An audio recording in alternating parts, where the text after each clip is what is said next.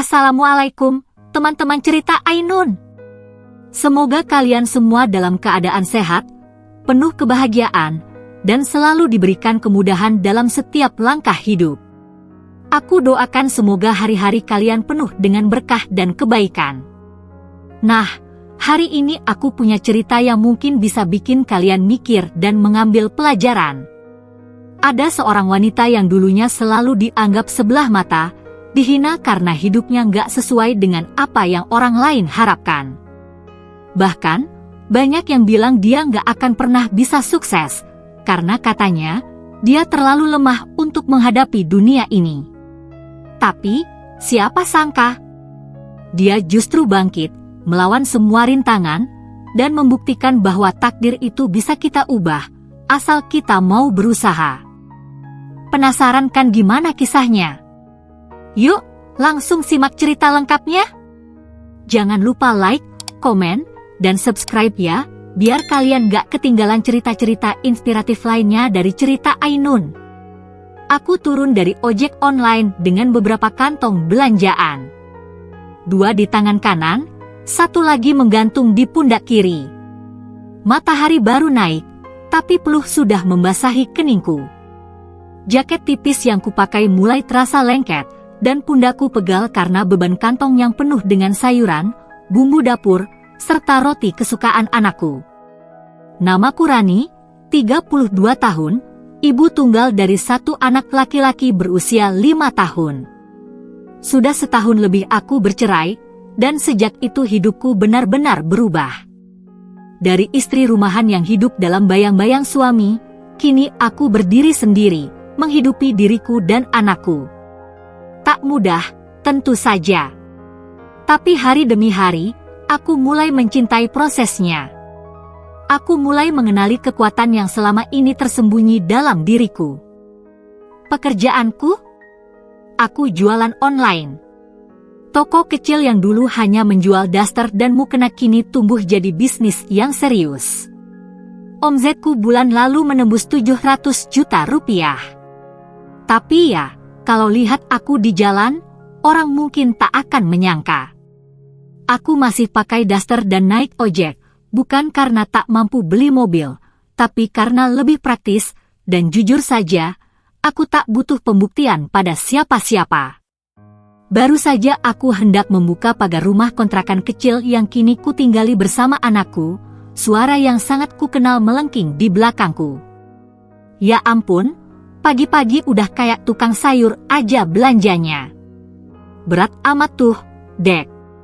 Naik ojek terus, gak capek hidup begitu. Aku menoleh pelan. Sosok Mbak Yuni, kakak iparku, maksudku, mantan kakak ipar, berdiri di ujung jalan. Daster satenya berkilau diterpa matahari. Rambut disanggul tinggi, wajah full makeup, dan tangan menggenggam cangkir kecil, seperti aktris sinetron yang sedang syuting di pagi hari. Di sebelahnya, anjing peliharaannya, Koko, menggonggong kecil, seolah ikut mengejek. Mbak Yuni adalah istri dari kakak suamiku dulu. Walaupun aku dan Dani, mantan suamiku, sudah bercerai, dia tetap tinggal di komplek yang sama. Dan entah kenapa, dia merasa punya kewajiban untuk selalu mengomentari hidupku. Aku tersenyum seadanya. Pagi, Mbak Yuni. Dia melangkah mendekat, lalu menatapku dari atas ke bawah, matanya menyipit seperti sedang menilai harga barang diskonan. Belanja terus tiap pagi. Uang dari mana, sih? Jangan-jangan kamu masih suka minta uang sama Dani? Kasian ya, udah cerai masih ketergantungan. Aku menarik napas dalam. Aku tahu, ini bukan kekhawatiran. Ini sindiran. Ini seperti sarapan pagi buat dia, nyinyir pada orang lain agar hidupnya terasa lebih mewah. Alhamdulillah, saya kerja, Mbak. Jualan online. Rezeki cukup buat hidup saya dan anak, jawabku tenang. Dia tertawa, tawa khas orang yang merasa di atas angin. Jualan online? Ya ampun, itu MAH kerjaan sambilan. Coba deh sesekali dandan kek, biar nggak kelihatan kayak, ya kamu tahulah. Masa janda penampilan gitu-gitu aja? Kata janda itu dia tekan dengan nada geli. Seolah statusku itu kutukan. Aku hanya tersenyum. Aku tahu siapa diriku. Aku tahu perjuangan yang sudah kulalui.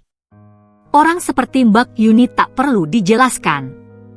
Dia tak akan mengerti bahwa daster yang kupakai ini jauh lebih nyaman daripada topeng sosialita yang dia kenakan setiap hari.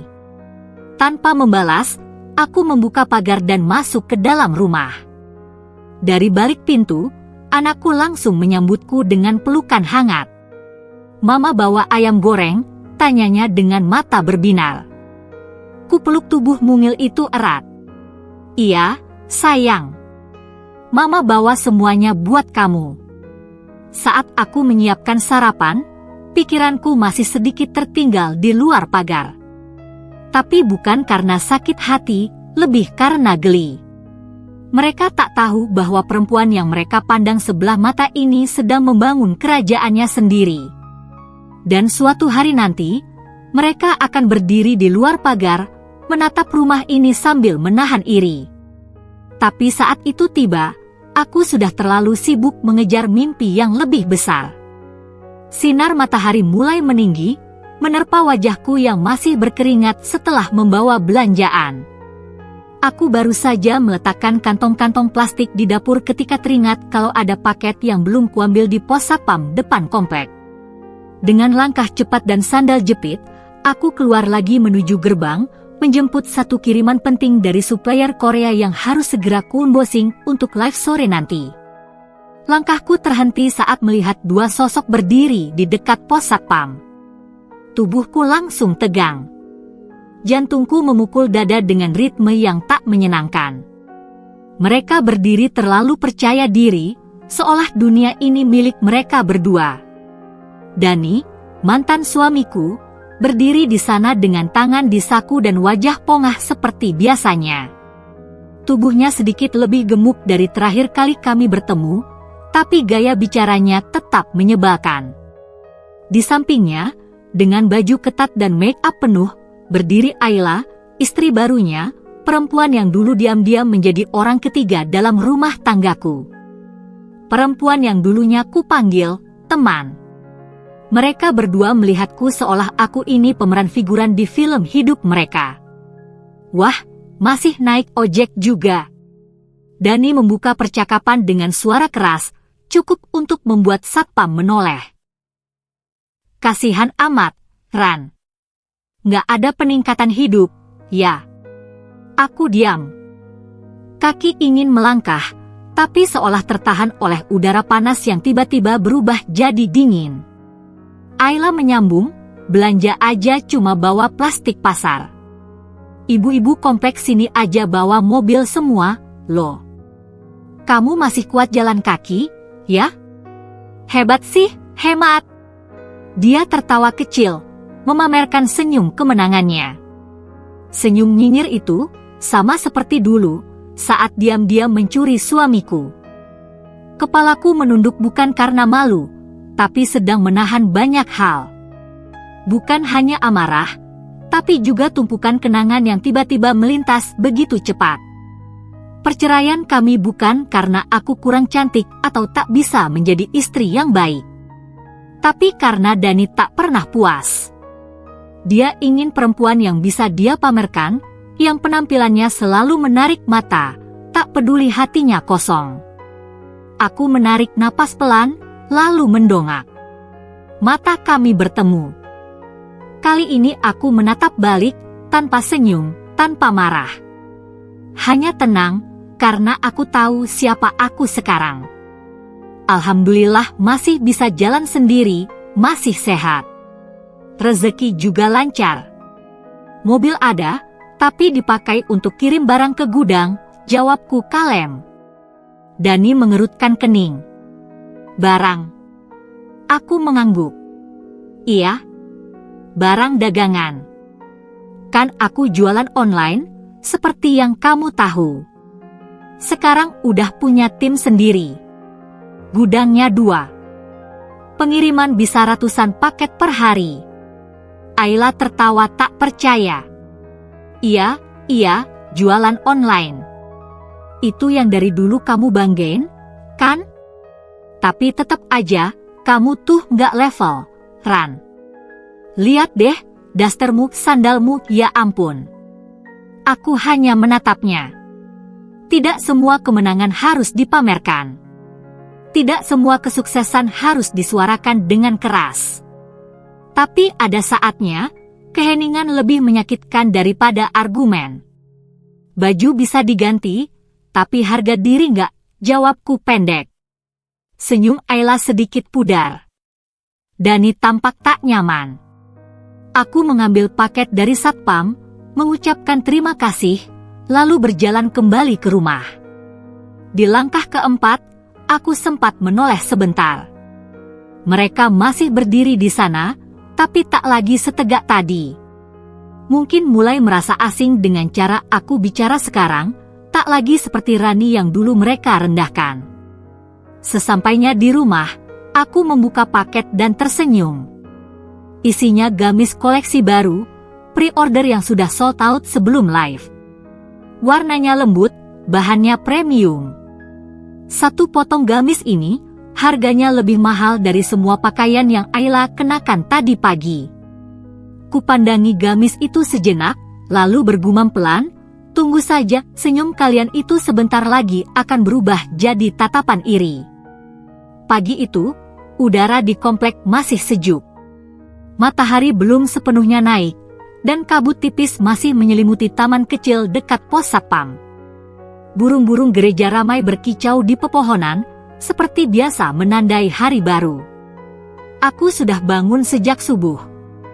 Menyiapkan sarapan untuk Akmal, anak semata wayangku, lalu menemaninya bersiap ke sekolah. Setelah dia berangkat dengan ojek langganan, aku mulai membereskan rumah. Menyapu halaman kecil, menyiram tanaman di pot, dan merapikan rak sepatu di teras. Kegiatan yang sederhana tapi memberi ketenangan tersendiri. Sambil menyapu dedaunan kering, aku sempat melirik ke sekeliling. Beberapa ibu kompleks sudah mulai lalu lalang, dengan setelan olahraga warna mencolok, sepatu mahal, dan wajah full make up.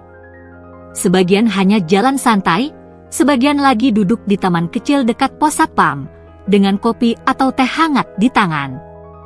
Mereka terlihat akrab, tertawa renyah sambil sesekali melirik ke arahku. Aku tahu tatapan itu. Tatapan yang tak pernah benar-benar ramah. Sampai akhirnya, aku mendengar dengan jelas satu kalimat yang membuatku berhenti menyapu. Udahlah, jelas-jelas miskin, gaya hidup masih maksa tinggal di komplek elit. Nggak malu ya? Aku tahu suara itu. Bu Nita, tetangga 2 rumah dari sini. Dia memang terkenal suka menilai orang dari luarnya saja. Di sampingnya, Bu Riris, si ratu arisan yang selalu update soal siapa beli mobil baru dan siapa yang rumahnya belum renovasi. Rumahnya tuh nggak jelas. Nggak kayak rumah orang kaya. Halaman kecil, nggak ada mobil. Dasteran mulu. Katanya jualan online, tapi nggak kelihatan kayanya. Iya, padahal rumah kayak gitu tuh harga sewanya mahal, loh. Kalau nggak kuat, ya pindah ke gang belakang sana. Masih bisa nyewa petakan, murah kok. Aku tetap diam. Tidak ada kata-kata yang keluar. Hanya hatiku yang terasa sedikit panas, tapi wajahku tetap datar. Aku menggigit bibir bawah, mencoba tetap tenang. Aku sudah terlalu sering dilewati hinaan, diremehkan, dijatuhkan, bahkan saat perceraianku dulu baru jadi bahan obrolan hangat di grup ibu-ibu komplek. Tapi kali ini, entah kenapa, kalimat mereka terasa lain.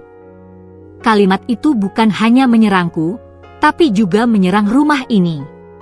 Rumah yang penuh kenangan masa kecilku, rumah peninggalan almarhum papa. Aku berdiri. Perlahan meletakkan sapu, lalu membuka pagar.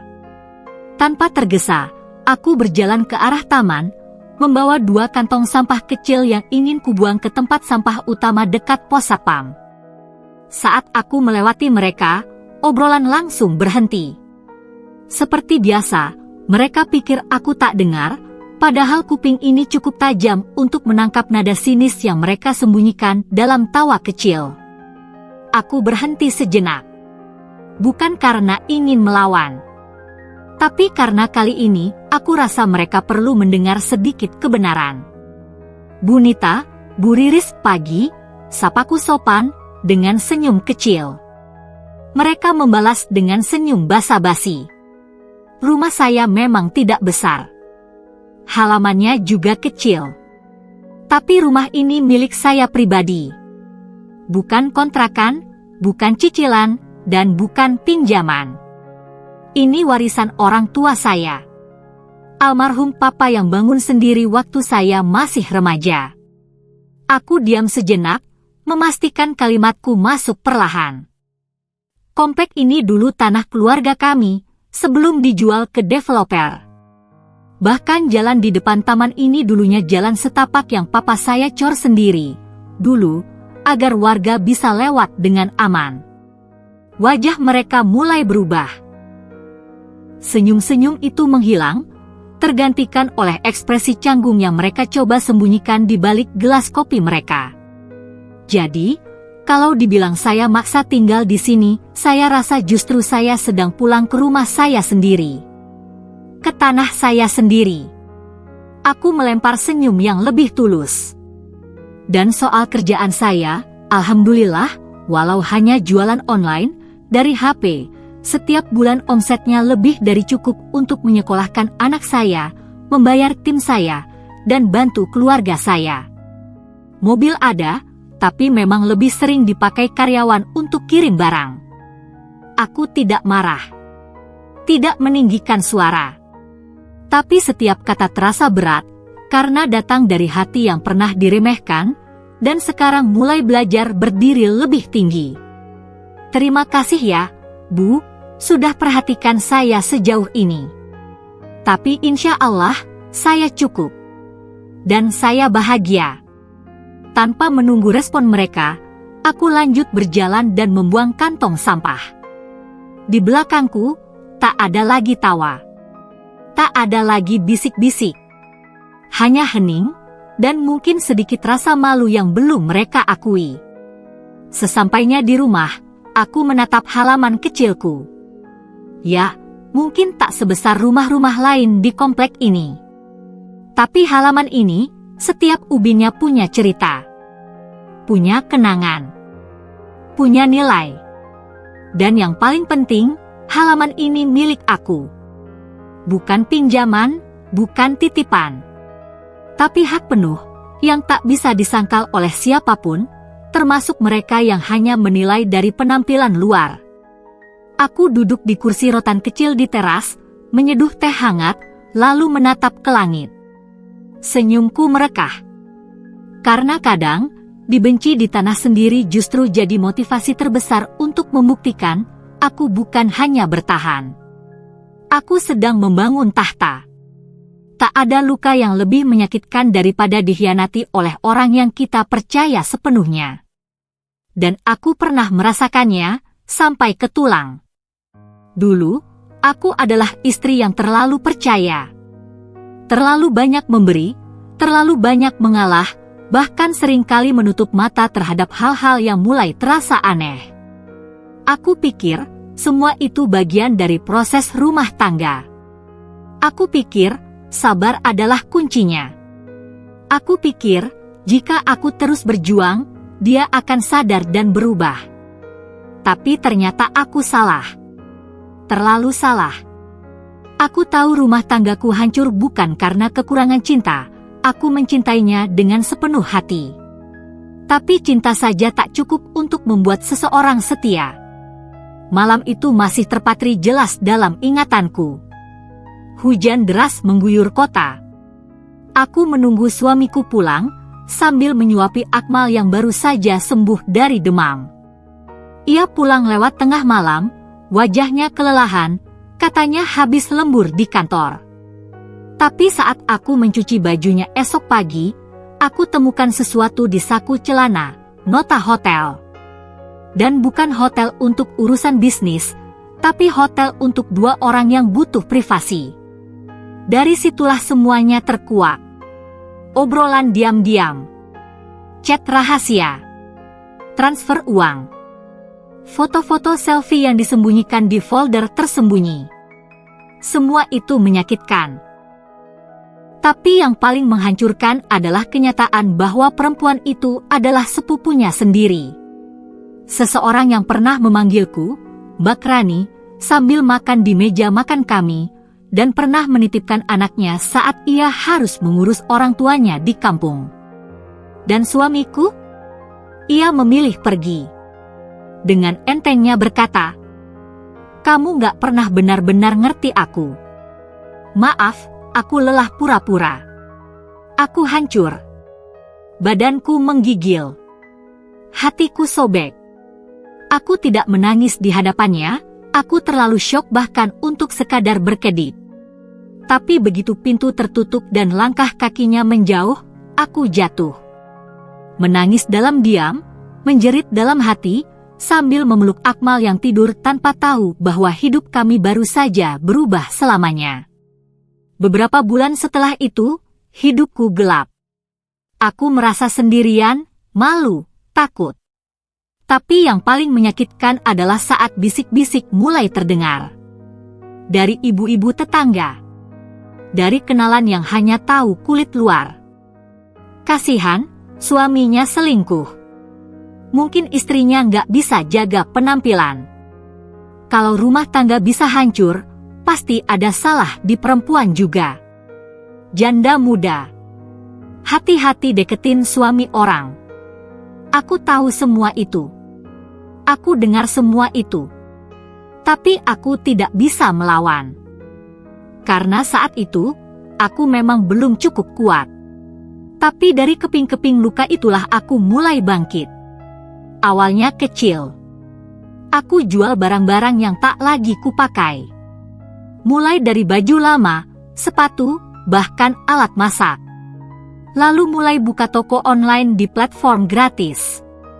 Jual mukena, daster, baju anak. Modal pertamaku?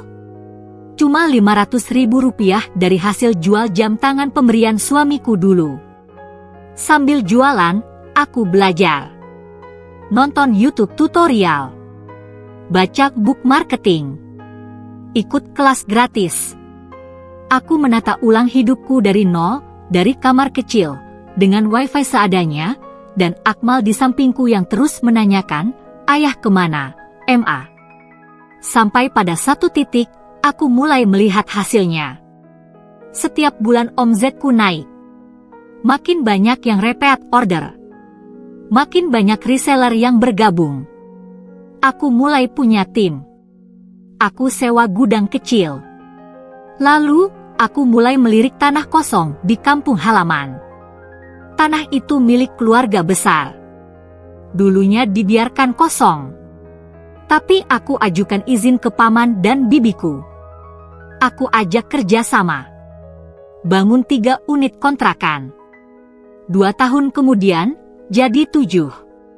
Sekarang, sudah 26 unit, tersebar di 3 titik. Disewakan, dikelola profesional, dengan sistem yang rapi.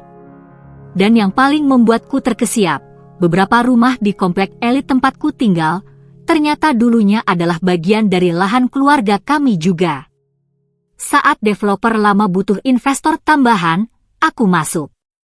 Aku beli diam-diam, lewat CV atas nama adikku. Kini, 11 rumah di sini, disewakan lewat sistem kami.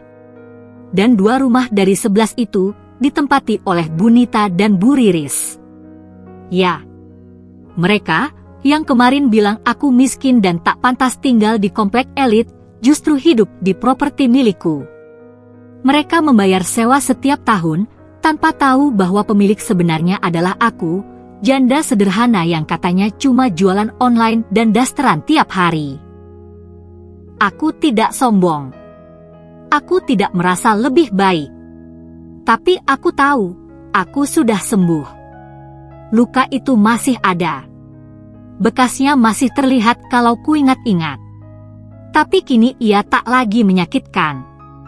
Ia justru jadi pelajaran. Batu loncatan.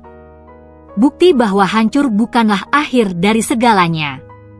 Aku tersenyum saat melihat notifikasi dari tim marketing. Kak Rani, batch daster Ramadan udah sold out 3 hari sebelum Lebaran. Yang po nambah lagi dari luar Jawa. Total transfer hari ini 92 juta. Tanganku gemetar. Bukan karena kaget, tapi karena terharu. Aku menatap sekeliling ruang tamuku. Tak mewah, tapi nyaman. Hangat. Penuh cinta. Rumah ini bukan sekadar bangunan, ini simbol perjuangan, lambang kemenangan dari luka yang dulu kututupi rapat-rapat. Aku menatap langit-langit sambil berbisik dalam hati. Terima kasih, ya Allah, karena Kau izinkan aku jatuh, lalu Kau beri aku kekuatan untuk bangkit. Dan kini, aku berdiri di atas tanah yang sama, tapi bukan sebagai orang yang tersingkir. Aku kembali sebagai pemilik, sebagai pemimpin, sebagai perempuan yang tahu betul rasanya dihancurkan, dan kini, berdiri lebih kuat dari sebelumnya. Pagi itu terasa berbeda. Matahari bersinar cerah, namun ada sedikit angin yang menerpa, membawa aroma segar dari pepohonan di sekitar komplek. Aku duduk di ruang tamu, menatap pemandangan dari jendela besar yang menghadap ke jalan utama komplek perumahan. Semua terlihat tenang, tapi dalam hatiku, ada sebuah rasa puas yang sulit untuk dijelaskan. Hari itu adalah hari yang penuh dengan ketenangan setelah sekian lama menahan berbagai emosi. Aku tahu, meskipun hidupku terlihat biasa saja, sebenarnya aku sudah jauh melangkah dari titik yang dulu membuatku merasa kalah dan terluka. Kini, aku tak hanya menjadi seorang ibu yang membesarkan anak sendirian. Aku juga seorang pengusaha yang sukses, dengan bisnis yang semakin berkembang pesat. Dan yang paling memuaskan adalah kenyataan bahwa aku sekarang menjadi pemilik dari beberapa rumah di komplek ini, termasuk rumah-rumah yang dulu pernah dipandang sebelah mata oleh para tetangga. Aku berdiri dan berjalan ke balkon lantai 2. Dari sini, aku bisa melihat dengan jelas deretan rumah-rumah mewah yang berdiri di sepanjang jalan utama. Sebagian besar rumah di sini dihuni oleh keluarga-keluarga dengan status sosial yang tinggi, pejabat, pengusaha sukses, dan profesional lainnya. Tapi di balik deretan pagar elit itu, tersembunyi kenyataan yang tidak banyak orang tahu. Rumah kontrakan yang mereka tinggali, dan yang mereka sombongi, adalah milik salah satu dari 20 unit yang kubangun setelah perceraianku. Mereka tidak sadar bahwa tempat mereka berlindung, tempat mereka menikmati kenyamanan hidup yang mereka anggap hasil dari kerja keras mereka, adalah hasil dari jerih payahku. Tidak ada yang tahu bahwa rumah-rumah itu sebenarnya adalah milikku. Mereka hanya tahu bahwa pemiliknya adalah sebuah perusahaan, dan perusahaan itu tidak tampak nyata di hadapan mereka. Mereka hanya melihat rumah-rumah besar, dengan desain modern dan pagar yang rapi, tanpa tahu siapa yang sebenarnya menguasainya. Aku tersenyum, sedikit berbalik dari balkon, menuju ruang tamu yang penuh dengan bukti kerja keras, laptop dengan laporan bisnis, map berisi kontrak, dan sekotak berisi dokumen sewa rumah yang harus segera diproses. Semua itu adalah bagian dari dunia baru yang aku ciptakan untuk diri sendiri. Namun, kenangan tentang bagaimana aku dulu dipandang remeh dan dihina oleh orang-orang di sekitar masih terngiang jelas. Dulu, ketika aku masih menjadi istri yang sabar dan penuh pengertian, mereka sering mengolok-olokku. Mereka tidak tahu bahwa aku tak hanya memendam sakit hati, tetapi juga sedang merencanakan sesuatu yang jauh lebih besar. Mereka tidak tahu bahwa aku sedang membangun sesuatu yang lebih dari sekadar rumah.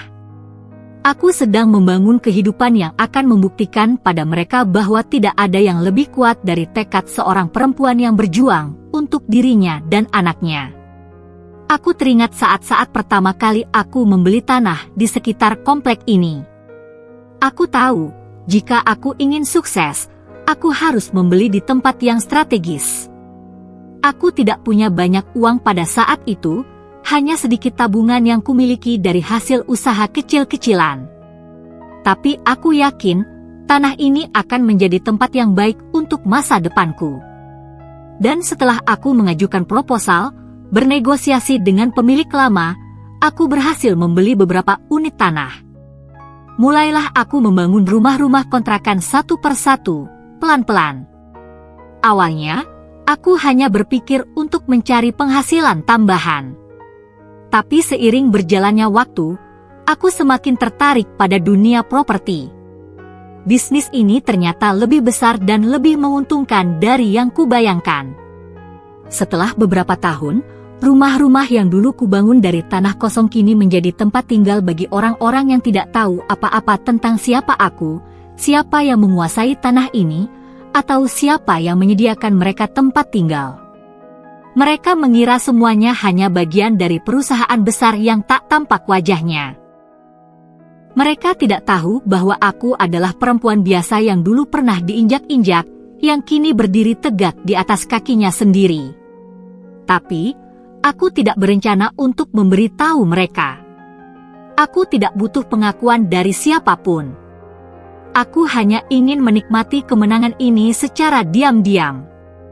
Rasanya jauh lebih memuaskan mengetahui bahwa mereka yang dulu merendahkan kini hidup di rumah yang aku bangun dengan kerja keras dan darah. Hari itu, seperti yang sering terjadi belakangan ini, aku melihat Bunita dan Bu Riris berjalan keluar dari rumah mereka. Mereka mengenakan pakaian yang cukup modis, meski dengan sedikit usaha untuk terlihat lebih bergaya. Mereka berjalan bersama, berbicara dengan suara pelan, seolah tidak ingin ada orang lain yang mendengar obrolan mereka. Aku tidak mendekat. Aku hanya berdiri di balik tirai jendela, mengamati mereka. Sepertinya mereka sedang berbicara tentang daster yang sedang tren, dan mereka mengomentari betapa banyaknya orang yang kini mengenakan daster dengan bangga. Mereka berbicara tentang aku, tentang bisnis dasterku yang mulai mendapatkan perhatian dari banyak orang. Mereka tidak tahu bahwa mereka juga membeli daster dari toko onlineku. Mereka tidak tahu bahwa mereka juga menjadi bagian dari pelanggan yang memberikan keuntungan bagi bisnis yang kutekuni selama ini. Aku hanya tersenyum. Tidak ada yang perlu dijelaskan. Semua sudah berjalan sesuai dengan jalannya. Dan aku merasa cukup puas dengan kenyataan itu. Tapi aku tidak berhenti di situ. Aku tidak akan berhenti untuk terus membangun, untuk terus berkembang, untuk terus membuktikan bahwa meskipun aku dulu dihina dan direndahkan, aku kini berdiri di atas kebenaran, di atas dunia yang telah aku bangun sendiri. Aku berbalik, dan kembali duduk di meja kerja. Ada lebih banyak yang harus kukerjakan. Tapi kali ini, aku merasa lebih ringan. Lebih kuat. Dan lebih siap menghadapi apapun yang datang berikutnya. Karena aku tahu satu hal pasti, dunia ini berputar. Dan mereka yang dulu menganggap aku tak lebih dari seorang janda sederhana, kini mulai merasakan apa yang kutinggalkan di balik deretan pagar elit mereka. Aku duduk di ruang tamu yang luas, memandang keluar melalui jendela besar yang menghadap ke halaman depan rumah kontrakan.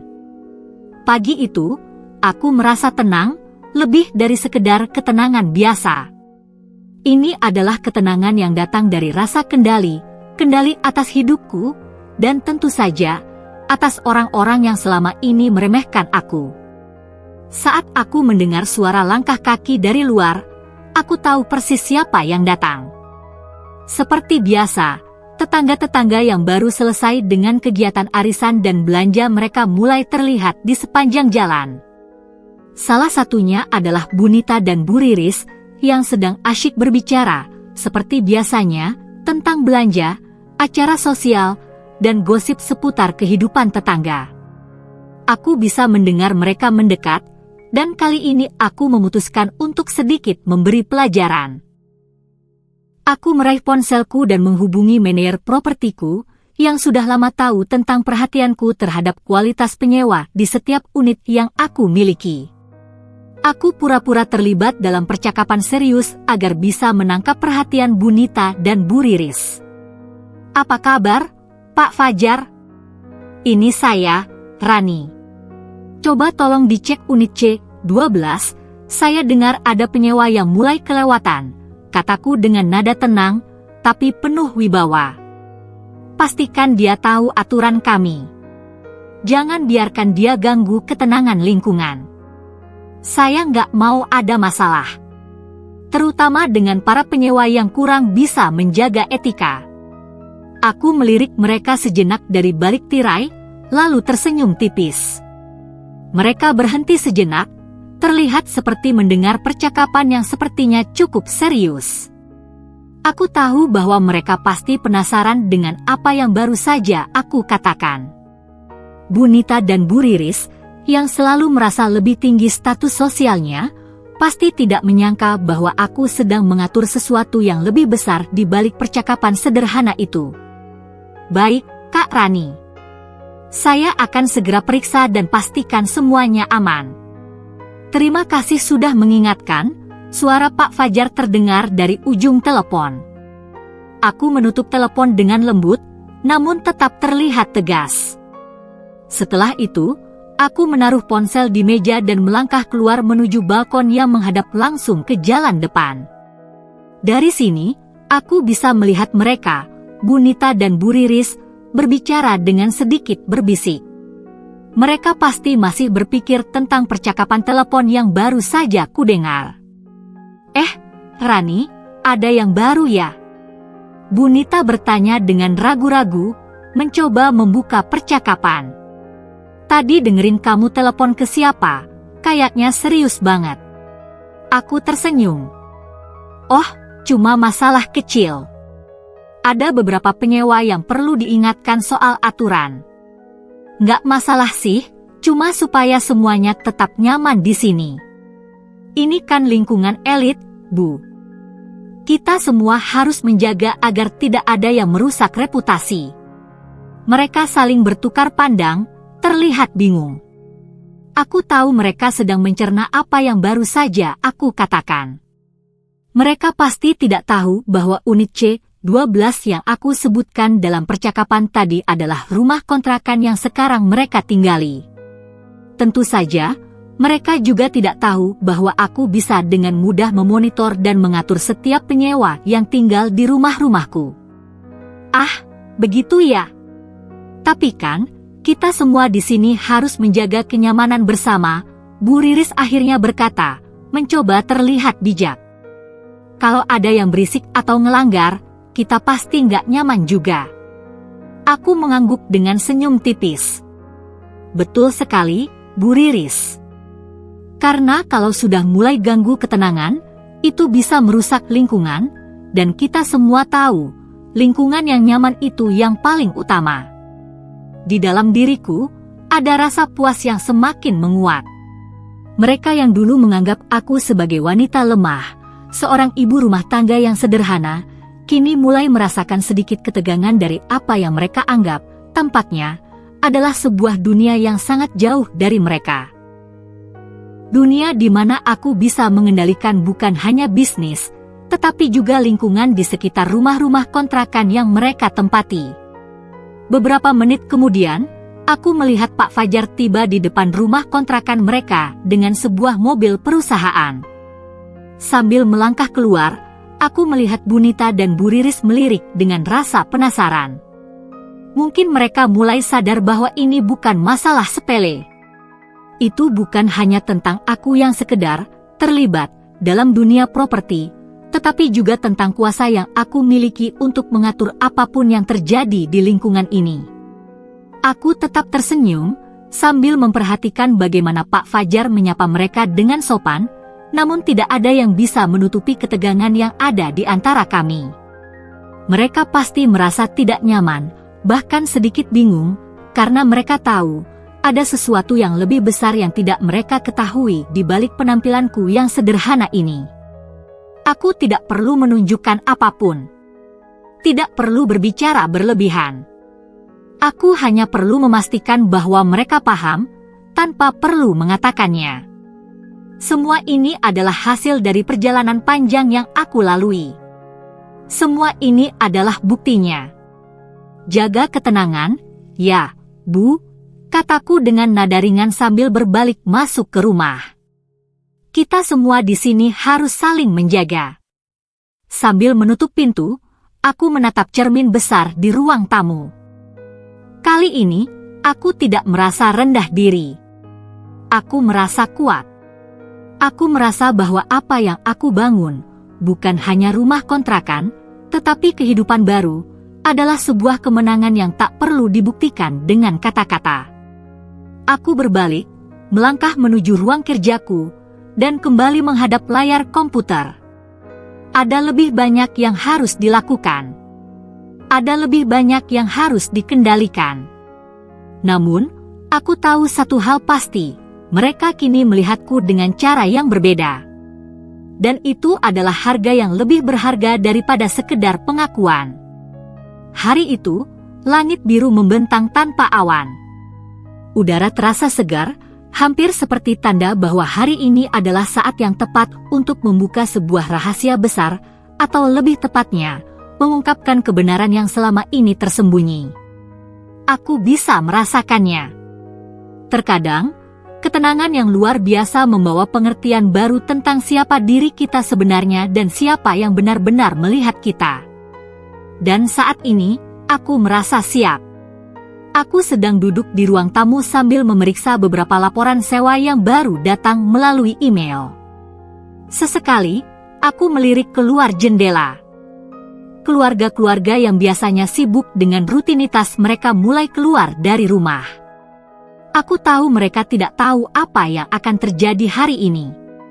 Mereka belum siap. Tiba-tiba, suara deru mobil terdengar dari luar, dan aku tahu siapa yang datang. Bu Nita dan Bu Riris, dua wanita yang selama ini berbicara di belakang punggungku, tampaknya datang untuk mengobrol lagi. Kali ini, sepertinya mereka sudah merasa cukup nyaman dan memutuskan untuk mendekat. Mungkin ada sesuatu yang mereka ingin tahu. Aku bisa merasakannya. Aku mengatur diri dengan tenang, menyandarkan punggung ke kursi. Wajahku tidak menunjukkan emosi berlebihan.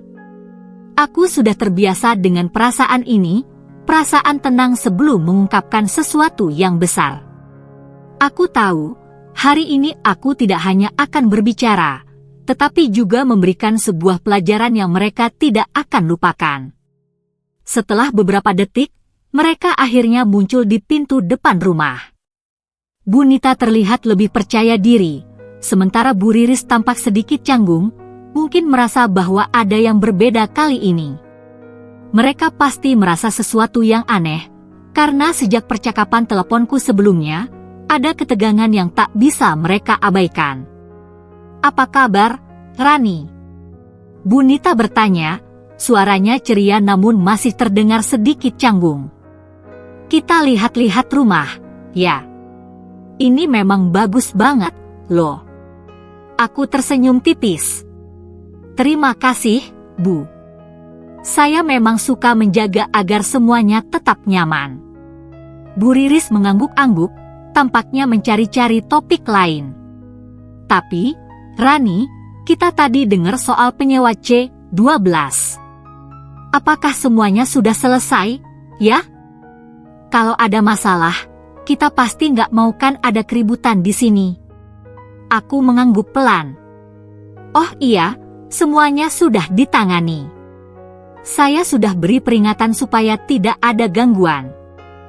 Kita semua kan ingin lingkungan yang nyaman, bukan?"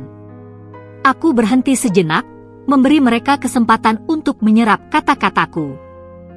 Kemudian, aku melanjutkan, dengan sedikit nada yang lebih santai, "Oh iya, kalian tinggal di sini, ya? Semoga nyaman." Keduanya terdiam sejenak. Wajah mereka mulai menunjukkan kebingungan, lalu dengan perlahan mulai terlihat raut wajah yang cemas, seolah-olah mereka mulai memahami maksud dari perkataanku. Aku melanjutkan dengan senyum tipis yang hampir tidak terlihat, namun cukup jelas untuk memberi kesan ketegasan. Oh, ternyata kalian sudah nyaman tinggal di rumah saya, ya? Rumah yang kalian sewa dari saya. Aku menekankan kata, rumah saya, dengan sengaja, membiarkan setiap kata meresap dengan sempurna ke dalam benak mereka. Tentu saja, mereka terkejut. Bu Nita menatapku dengan ekspresi tak percaya, sementara Bu Riris terlihat sedikit lebih terpukul. Mungkin mereka mengira aku hanya salah satu dari penghuni biasa yang tidak tahu apa-apa tentang dunia properti, tetapi kenyataannya aku jauh lebih dari itu. Maksud kamu? Bu Nita akhirnya bertanya, ragu, mencoba mengonfirmasi.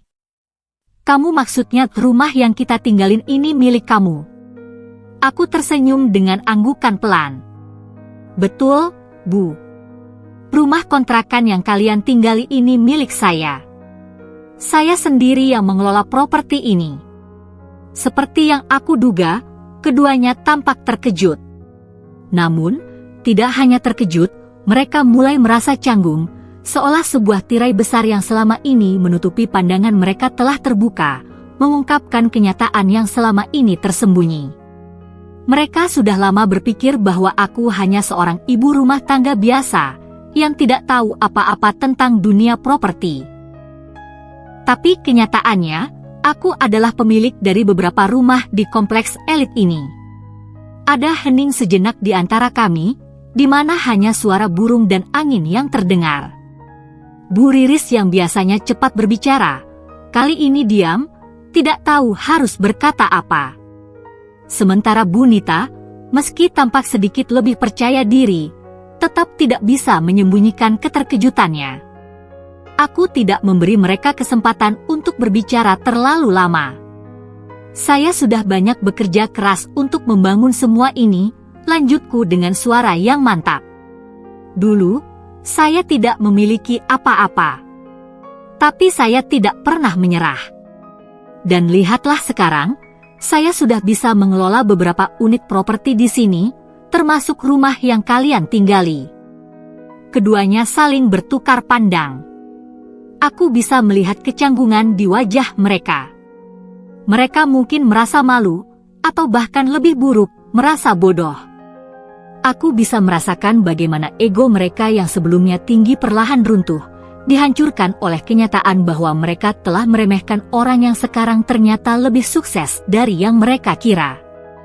Aku melangkah perlahan ke arah mereka, tetap dengan senyum yang tenang, namun penuh arti. Saya hanya ingin memberitahu kalian, bahwa apa yang kita lihat di luar itu kadang tidak sesuai dengan kenyataan. Jangan terlalu cepat menilai orang lain hanya karena penampilannya. Kita tidak pernah tahu siapa yang sebenarnya ada di balik layar.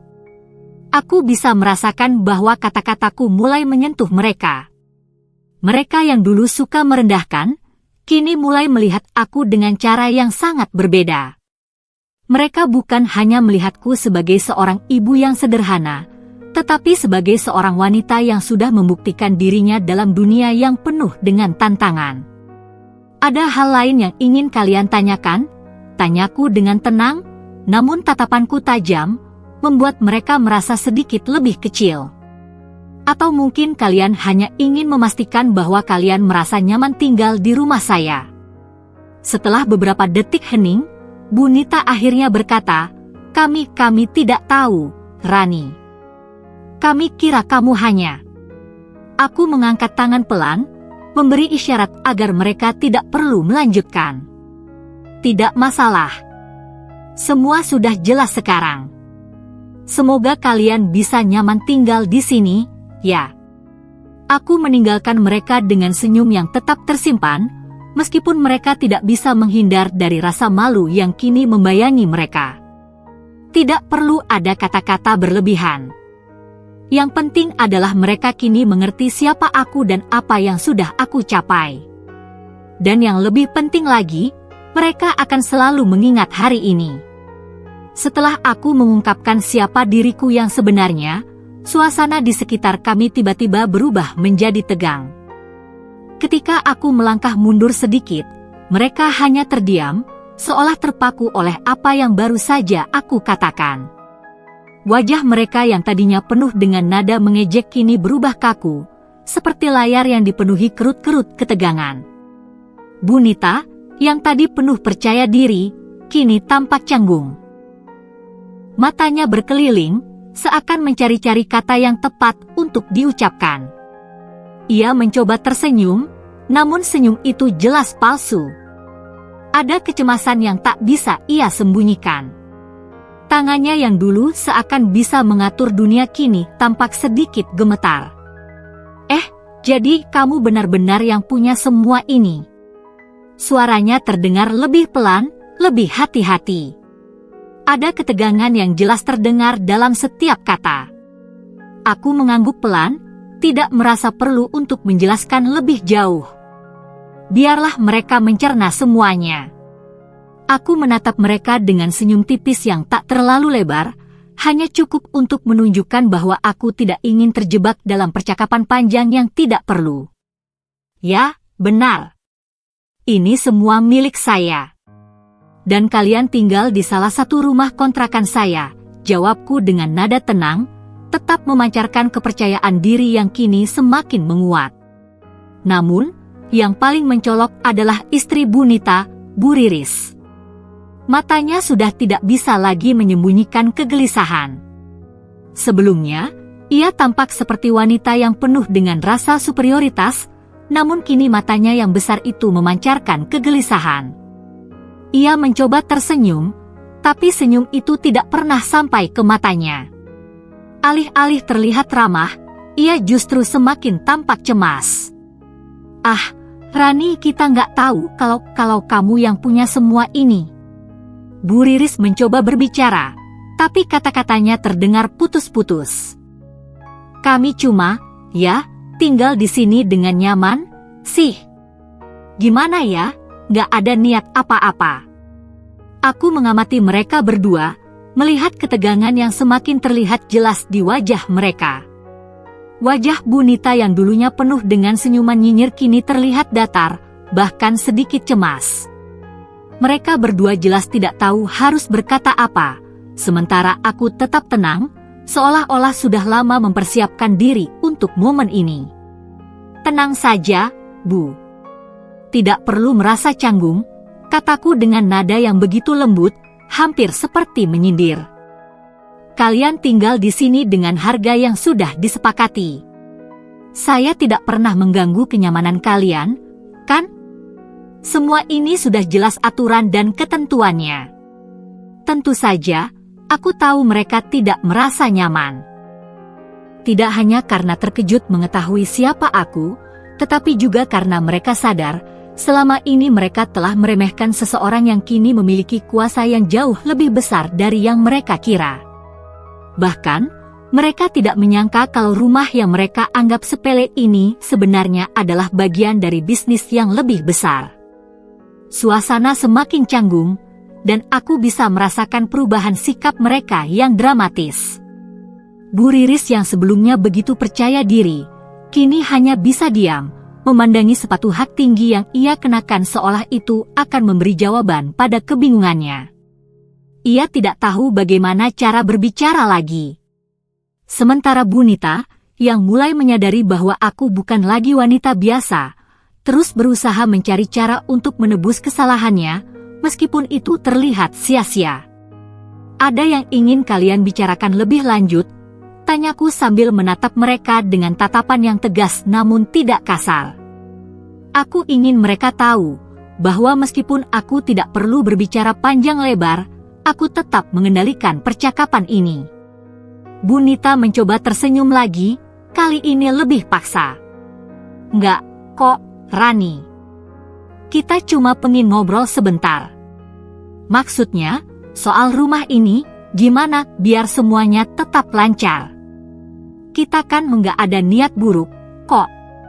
Aku mengangguk pelan, memperlihatkan bahwa aku mendengarkan meskipun tak ada yang bisa aku percayai dari kata-katanya. Tentu, Bu.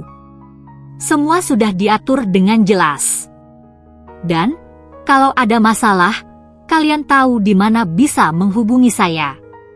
Semua penyewa harus tahu aturan, kan? Mereka terdiam, mencoba mencari-cari kata-kata yang tepat, namun jelas bahwa mereka tak lagi berada di posisi yang mereka inginkan. Wajah mereka mulai terlihat pucat, dan aku tahu mereka merasa seperti dikepung. Di dalam hati, aku merasakan sebuah kemenangan kecil. Bukan karena aku ingin mempermalukan mereka, tetapi lebih karena aku tahu bahwa mereka akhirnya menyadari sesuatu yang lebih besar. Mereka salah menilai aku. Setelah beberapa detik yang penuh keheningan, Bunita akhirnya berkata, "Mungkin kita salah, Rani. Kami nggak tahu kalau kamu, kita bisa saling ngerti begitu." Aku hanya tersenyum ringan. "Tidak masalah, Bu. Semua orang bisa belajar dari kesalahan."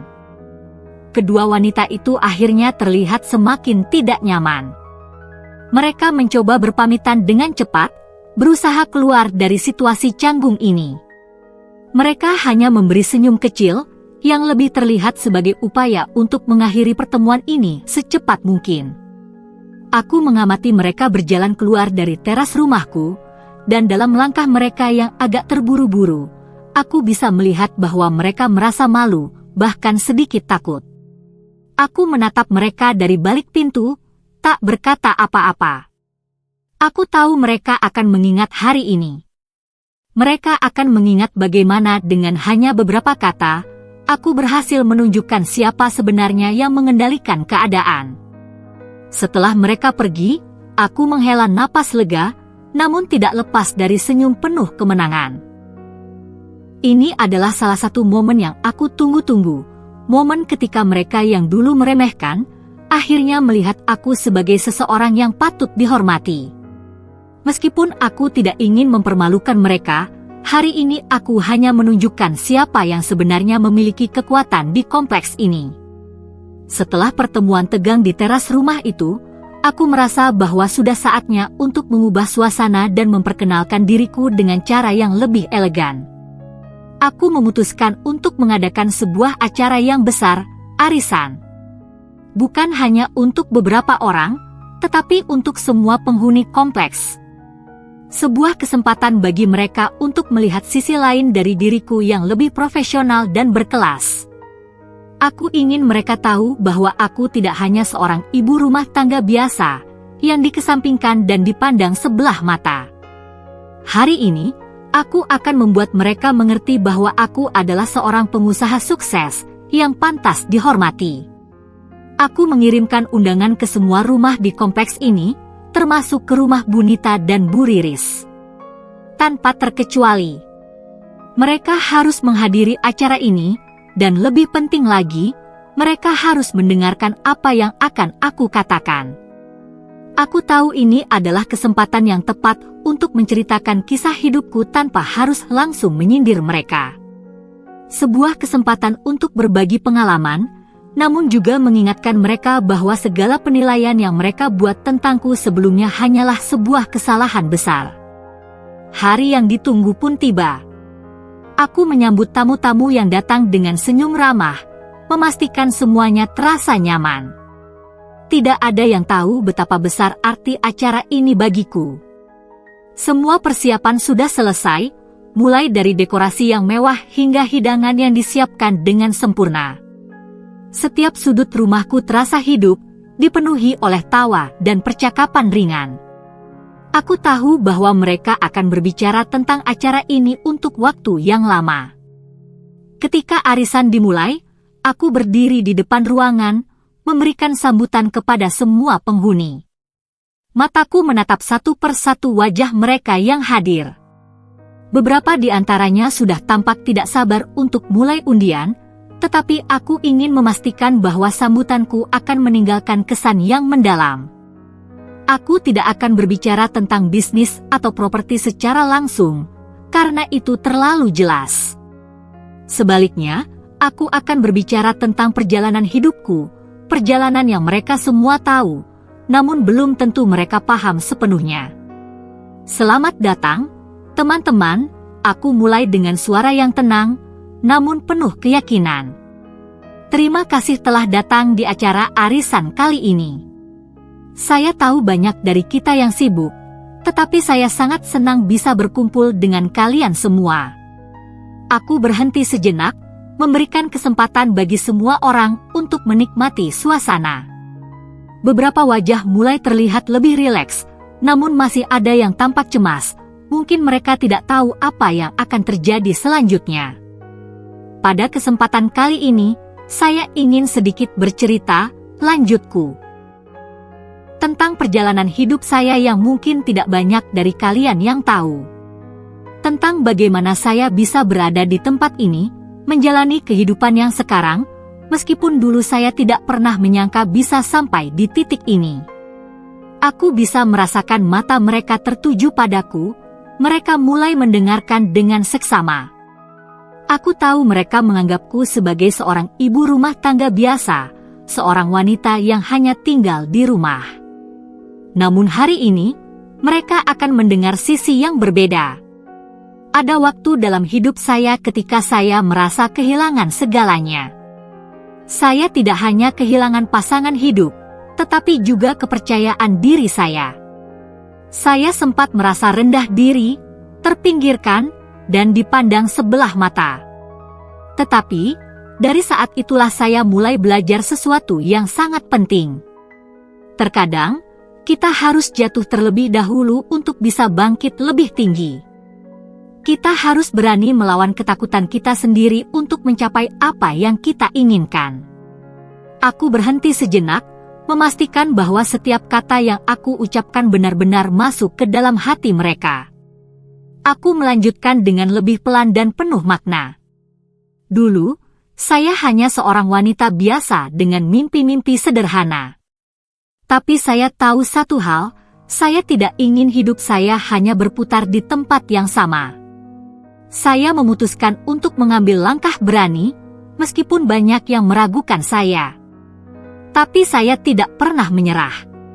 Saya mulai dengan hal-hal kecil, dan setiap langkah saya membawa saya lebih dekat ke tujuan saya. Sekarang, saya bisa berdiri di sini, melihat apa yang telah saya capai. Aku bisa melihat perubahan kecil dalam ekspresi mereka. Beberapa dari mereka mulai tertegun, seolah baru menyadari betapa besar perjalanan yang sudah aku lewati. Beberapa wajah mulai terlihat lebih peka, seperti mereka mulai memahami apa yang selama ini tidak mereka ketahui tentang diriku. Tentu saja, tidak mudah, lanjutku, tapi setiap kali saya mendengar orang meremehkan saya justru semakin yakin bahwa saya bisa membuktikan mereka salah. Dan saya melakukannya, tanpa bantuan siapapun, tanpa bergantung pada orang lain. Aku melirik ke arah Bunita dan Bu Riris yang duduk di sisi meja, wajah mereka tegang meskipun mereka berusaha tersenyum. Mereka tidak tahu bagaimana harus menghadapi kata-kata ini. Aku tahu, mereka mendengar apa yang aku katakan, dan aku ingin mereka merasa bahwa ini adalah kesempatan untuk menyadari kesalahan mereka. Dan saya ingin mengingatkan kita semua, jangan pernah menilai orang hanya dari penampilannya. Jangan pernah meremehkan seseorang yang tidak kalian ketahui kisah hidupnya.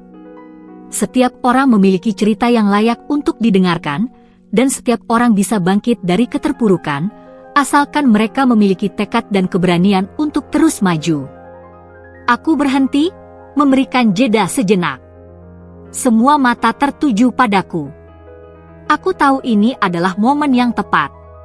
Waktu untuk mereka menyadari siapa aku yang sebenarnya, tanpa perlu ada permintaan maaf yang ditunjukkan. Semua orang di ruangan ini harus tahu bahwa aku bukan orang yang mudah diabaikan. Jadi, mari kita nikmati malam ini, berbagi kebahagiaan, dan tentu saja, saya berharap arisan ini membawa keberuntungan bagi kalian semua. Terima kasih telah datang, dan selamat menikmati acara malam ini. Aku mengakhiri sambutan dengan senyum penuh makna. Beberapa tamu tampak terdiam, mencerna kata-kataku, sementara yang lainnya mulai berbicara perlahan satu sama lain. Aku tahu, percakapan ini akan berlanjut di luar ruangan, di mana mereka mulai membahas tentang siapa aku yang sebenarnya. Namun yang paling penting, mereka akan selalu mengingat satu hal, bahwa aku adalah seseorang yang patut dihormati, dan mereka tidak bisa lagi meremehkan atau mengabaikan siapapun berdasarkan penampilannya. Pesta arisan malam itu terasa berbeda. Setelah sambutan yang sudah cukup menggugah hati, suasana di ruang tamu mulai lebih santai. Tapi ada satu hal yang membuatku merasa bahwa aku masih punya satu langkah lagi yang harus aku ambil. Ada banyak tamu yang berbicara pelan-pelan, sebagian besar mulai berbicara tentang apa yang aku katakan tadi. Beberapa tampaknya masih tidak percaya, sementara yang lainnya mungkin mulai menilai ulang kehidupan mereka sendiri. Namun, aku tahu itu bukanlah akhir dari perjalanan ini. Malam ini, aku ingin menunjukkan satu hal lagi.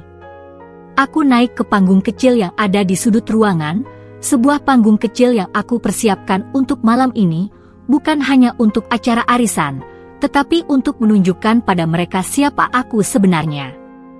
Aku mengambil mikrofon dengan tangan yang tenang, memastikan semua mata tertuju padaku. Suasana mulai sunyi, dan aku bisa merasakan ketegangan yang mulai terbangun. Aku ingin berbicara lebih sedikit tentang masa lalu, kataku, mataku menatap setiap orang yang hadir. Dulu, banyak orang yang menganggap saya tidak akan menjadi apa-apa. Mereka berkata saya hanya akan menjadi ibu rumah tangga biasa, yang hidupnya hanya berputar di sekitar rumah dan anak-anak. Tapi saya ingin memberitahukan kalian satu hal. Aku berhenti sejenak, menatap mereka satu persatu. Aku melihat Bunita dan Bu Riris berdiri di belakang, tampak lebih cemas dari sebelumnya. Aku tahu mereka tidak pernah menyangka akan mendengar hal seperti ini dari mulutku. Dulu saya sempat dihina, dipandang sebelah mata. Saya tidak punya pekerjaan tetap, tidak punya penghasilan yang besar, dan banyak orang yang meremehkan saya.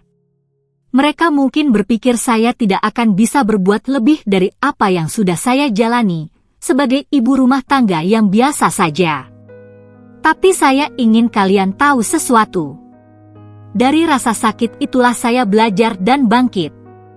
Aku menghela napas panjang, mencoba menenangkan diri sebelum melanjutkan.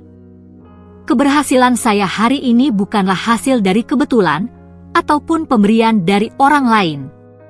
Semua yang saya capai ini adalah hasil dari usaha keras, perjuangan, dan ketekunan yang saya bangun dari titik terendah dalam hidup saya. Dan yang paling penting, dari orang-orang yang pernah menghina saya. Aku melihat reaksi mereka. Beberapa di antara mereka mulai tersadar, sementara yang lainnya terdiam, seolah merenung dalam-dalam. Mereka tak tahu bahwa kata-kata yang aku ucapkan ini bukan hanya untuk membanggakan diriku, tetapi untuk mengingatkan mereka tentang kekuatan yang tersembunyi dalam setiap orang. Bahwa kita tidak bisa menilai orang hanya dari penampilannya. Saya ingin mengucapkan terima kasih, lanjutku dengan suara lebih tenang namun penuh makna, untuk semua yang pernah meremehkan saya, yang pernah menghina saya. Karena kalian, saya bisa jadi lebih kuat. Kalian bagian dari proses saya.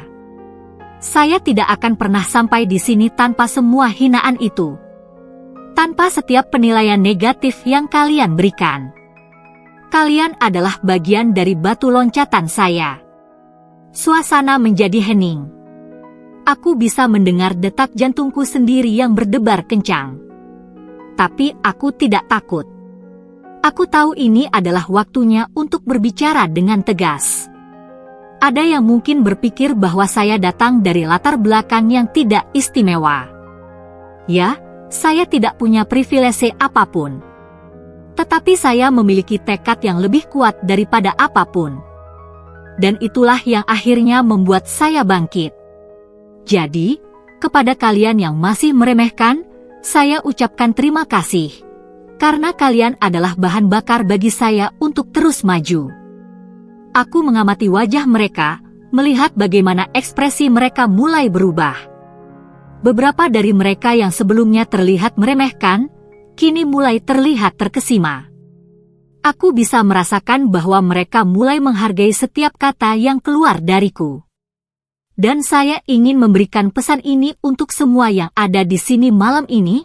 Lanjutku, suaraku semakin tegas. Tidak ada yang bisa menghalangi seseorang untuk mencapai apa yang mereka inginkan, kecuali diri mereka sendiri. Tidak ada yang lebih kuat dari tekad untuk berubah, untuk berkembang, dan untuk melampaui batas yang orang lain tentukan untuk kita. Aku memandang ke arah Bunita dan Bu Riris yang berdiri di belakang, wajah mereka kini lebih pucat, seolah-olah mereka baru menyadari kesalahan mereka selama ini. Mereka tidak bisa lagi menganggap enteng orang yang mereka anggap rendah sebelumnya. Jadi malam ini, aku mengangkat tangan dan tersenyum. Saya ingin mengingatkan kita semua untuk tidak menilai orang hanya berdasarkan apa yang tampak di luar. Setiap orang memiliki cerita hidup yang berbeda, dan kita tidak pernah tahu apa yang ada di balik perjalanan mereka.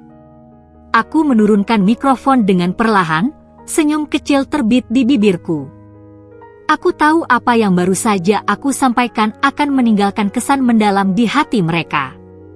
Malam ini bukan hanya tentang arisan, tetapi tentang bagaimana aku membuktikan diri, bagaimana aku menegaskan bahwa mereka tidak bisa mengabaikan atau meremehkan siapapun. Keesokan harinya, aku tahu akan ada banyak percakapan yang terjadi di antara mereka.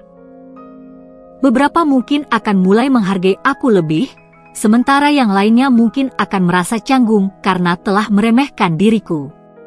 Tapi apapun itu, aku merasa puas. Aku sudah melangkah lebih jauh dari yang mereka pikirkan, dan mereka sekarang tahu siapa aku.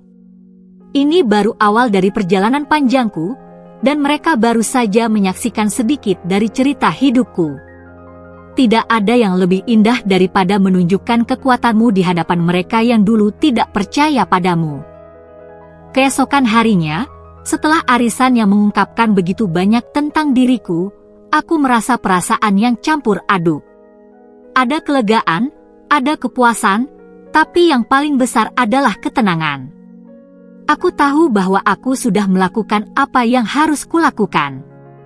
Aku sudah menunjukkan siapa aku sebenarnya, tanpa perlu membuktikan apapun dengan cara kasar atau menghinakan.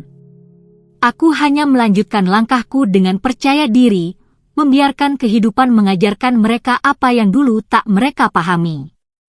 Aku duduk di meja kerja pagi itu, menikmati secangkir kopi sambil memandangi pemandangan luar jendela.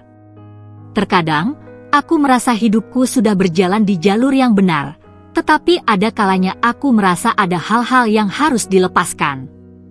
Mereka yang dulu menganggapku rendah, yang pernah menghina hidupku, sekarang sudah melihat siapa aku. Dan aku tahu, mereka pasti terkejut. Namun, aku tidak merasa perlu membalas dendam. Semua yang terjadi di masa lalu sudah menjadi bagian dari perjalanan hidupku. Aku telah banyak belajar dari pengalaman pahit itu. Hidup sudah mengajarkan mereka sesuatu yang lebih berharga daripada apapun yang bisa aku katakan atau lakukan. Roda kehidupan itu berputar, dan sekarang aku berada di posisi yang berbeda, lebih baik, lebih kuat, dan lebih mandiri. Aku tidak lagi merasa marah pada Bunita dan Bu Riris, atau pada siapapun yang pernah meremehkanku. Mereka adalah bagian dari proses, bagian dari perjalanan panjang yang membentuk siapa aku sekarang. Aku tidak perlu membalas dengan kata-kata pedas atau tindakan yang menyakitkan. Cukup dengan sukses. Karena di akhirnya, sukseslah yang akan membungkam semua cemoohan, bukan kemarahan atau dendam. Pagi itu, aku memutuskan untuk melakukan hal yang berbeda. Aku menghubungi manajer properti untuk menanyakan bagaimana perkembangan unit-unit kontrakan yang kutinggalkan. Aku ingin memastikan semuanya berjalan lancar, dan aku merasa senang bahwa bisnis propertiku berkembang pesat. Semakin hari, semakin banyak orang yang tertarik untuk menyewa di kompleks yang aku kelola. Aku tahu, tak lama lagi, Mereka yang pernah meremehkan akan melihat hasil dari kerja keras dan ketekunanku. Beberapa hari kemudian, aku menerima kabar bahwa salah satu unit yang sebelumnya kosong, kini sudah terisi. Ini adalah kabar yang sangat menggembirakan. Aku bahkan tidak perlu repot-repot lagi mempromosikan unit-unitku. Orang-orang mulai datang dengan sendirinya, tertarik untuk menyewa. Semuanya berjalan sesuai rencana, bahkan lebih baik dari yang aku harapkan. Di tengah kesuksesanku, aku mulai berpikir tentang hidup yang lebih bermakna. Bisnis propertiku berjalan lancar, dan aku telah membangun sebuah jaringan yang solid dengan beberapa pengusaha sukses lainnya. Namun, aku merasa ada lebih banyak yang bisa aku lakukan. Aku ingin memberikan lebih, tidak hanya untuk diriku sendiri, tetapi juga untuk orang lain, terutama untuk mereka yang merasa terpinggirkan atau dihina, seperti yang pernah aku alami. Tak perlu balas dendam, pikirku, sambil melihat foto-foto unit kontrakan yang baru selesai direnovasi. Cukup sukses yang akan berbicara. Aku menghubungi beberapa teman lama yang pernah bekerja denganku saat aku memulai bisnis ini. Aku ingin membantu mereka, memberi mereka peluang yang sama seperti yang aku terima. Aku tahu betul bagaimana rasanya diberi kesempatan, dan aku ingin memberikan kesempatan itu kepada orang lain yang juga ingin mengubah hidup mereka. Keberhasilan yang sejati bukan hanya tentang kekayaan materi, tetapi tentang bagaimana kita dapat berbagi dan memberi dampak positif pada orang lain. Hari itu juga, aku menghubungi seorang teman pengusaha properti yang sudah lama tidak aku temui. Kami berbicara panjang lebar tentang peluang kerjasama di masa depan. Aku merasa bahagia bisa membangun hubungan yang lebih luas dan membawa bisnis ini ke tingkat yang lebih tinggi. Aku tahu ini baru permulaan dari perjalanan yang lebih besar. Di sisi lain, aku menerima pesan dari Bu Nita dan Bu Riris. Mereka mengundangku untuk bertemu. Aku sempat merasa terkejut. Ternyata, mereka ingin berbicara. Aku tahu bahwa percakapan ini mungkin berbeda dari sebelumnya. Mungkin mereka ingin meminta maaf, atau sekadar mengakui bahwa mereka salah menilai. Namun, aku tidak merasa perlu membalas dengan kata-kata keras atau membalas dendam. Sukses sudah cukup. Aku menyiapkan diri untuk bertemu mereka di sebuah kafe. Tak ada rasa dendam dalam diriku, hanya rasa tenang dan percaya diri.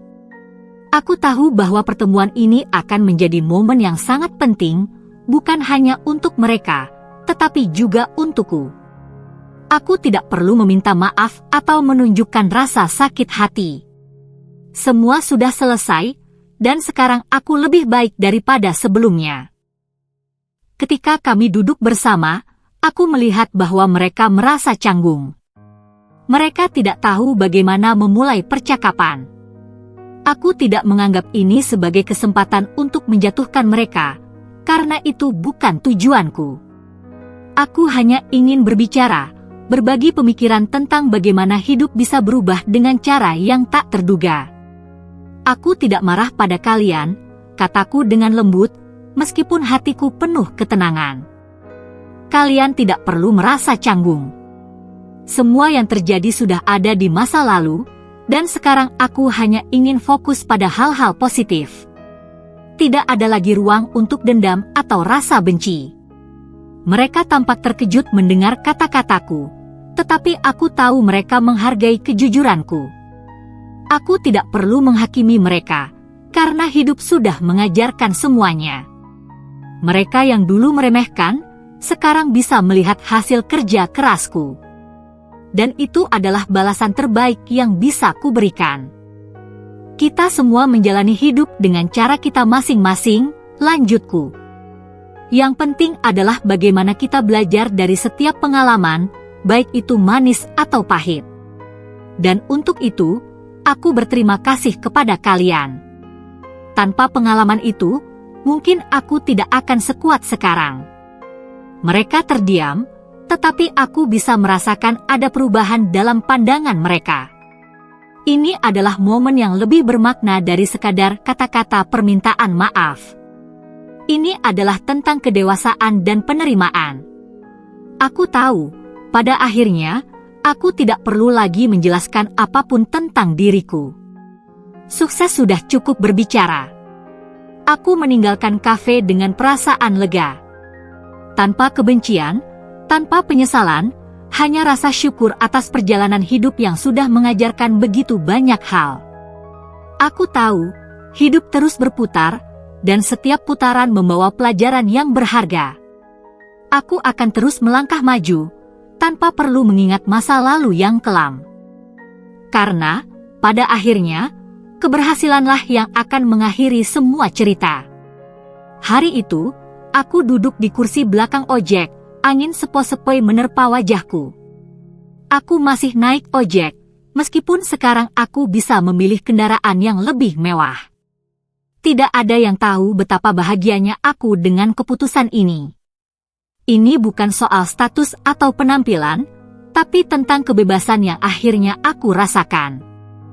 Kebebasan untuk memilih, untuk tidak terikat pada apa yang orang lain anggap sebagai ukuran keberhasilan.